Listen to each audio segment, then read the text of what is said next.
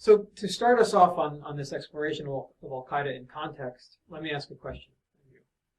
Given the levels of violence in the Muslim world that we've just cited, how is it that an organization that espouses to be defending Islam, to be at war with non-Muslims, and yet excels at killing Muslims to a greater extent than it excels at anything else, how can that organization be 25 years old going on 26?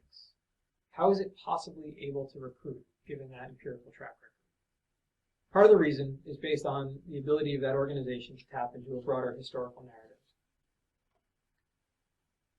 Al-Qaeda has inherited a marginal but militant argument that has arisen in moments of crisis in Sunni Islamic history. So at low points in the trajectory of the Sunni caliphates over time, the political empires of the Sunni world, when internal weakness was coupled with outside aggression, and those are two important ingredients, internal weakness and outside aggression, certain scholars and pundits stepped forward from the Muslim world and made an argument. They were not the only voices making an argument, trying to understand why these moments of crisis were happening. They were often not even the loudest or the most well-heeded voices.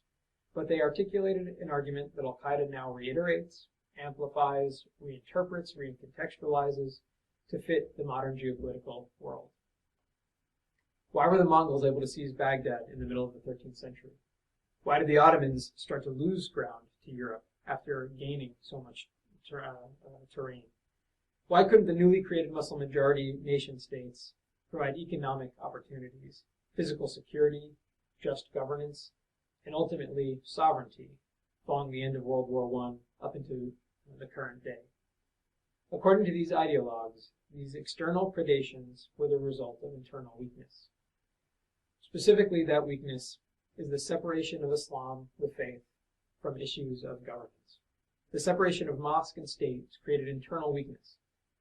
Now, how did they arrive at this prognosis? It's not just pure ideology.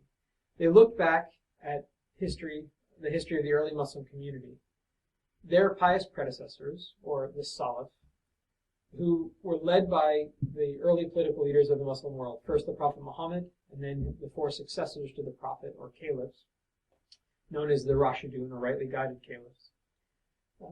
These individuals were not only the spiritual leaders of the community, they were also the political leaders, the military leaders. And so in their one person, you had Islam as the organizing principle of society. During the life of the Prophet Muhammad and his four successors, the Muslim empire was ascendant. They created the largest empire the world had known. For Al-Qaeda today, and for the ideologues that Al-Qaeda draws upon for legitimacy, this is not an accident. When Islam is the organizing principle of society, the Muslim nation, or the Ummah, is strong. When relegated to the mosque on a Friday, Islam and the Muslim world is ultimately weak. So how is this relevant today? I'll just give you one example. A scholar known as Ibn Taymiyyah, writing decades after the Mongols sacked Baghdad, the seat of the Abbasid Caliphate, and then either nominally converted to Islam over the decades or ruled through Muslim proxies, this scholar, Ibn Taymiyyah, issued the anti-Mongol fatwa in response. Now, a fatwa is just a religious legal opinion based on a scholar's interpretation of the traditional sources of Islamic jurisprudence.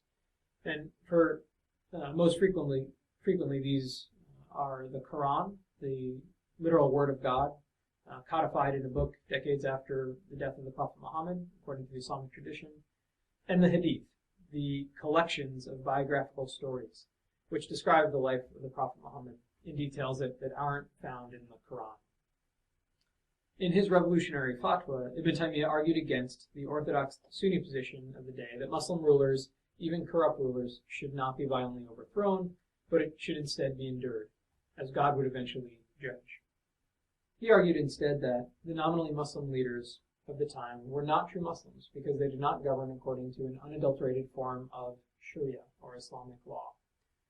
And because they did not govern according to the Sharia, as he interpreted it, they were not true Muslims. And it was therefore essential for the Muslim community to overthrow these apostates. If you pick up that narrative and put it down in the modern era, you'll see some important corollaries. In the pre- and post-Arab Spring world, you have Muslim leaders, let's say Mubarak in Egypt or Saleh in Yemen, who are not governing according to Islamic law. and who are often making geopolitical deals, or in many cases concessions, to foreign powers. According to the inheritors of Ibn Taymiyyah's revolutionary argument, you again have the same combination of internal weakness and external exploitation as existed in 1300. When faced with corrupt governments, few economic prospects, a military that cannot effectively prevent the establishment of Israel, let's say, or the incursion of U.S. Navy SEALs into Abbottabad, this grand historical framing of grievances that you feel every day may start to make sense. And more importantly, this narrative is not using or was not relying upon the corrupt vocabulary that had failed you in the past, whether in the form of Marxism, Pan-Arabism, a military strongman, or a notionally representative government. These secular forms of government had failed the countries of the Middle East, North Africa, and South Asia for 90 years. The associated political vocabulary was therefore bankrupt. But when a political argument is formed instead around the vocabulary, the symbols, the historical examples of religion, it takes on a much greater sense of legitimacy. Al-Qaeda's actions in the Muslim world are rarely its selling point. Instead, the grand historical narrative and the genuine sense of grievance that Al-Qaeda and like-minded groups tap into allow it to resonate with the broader community in ways that its actions alone would not.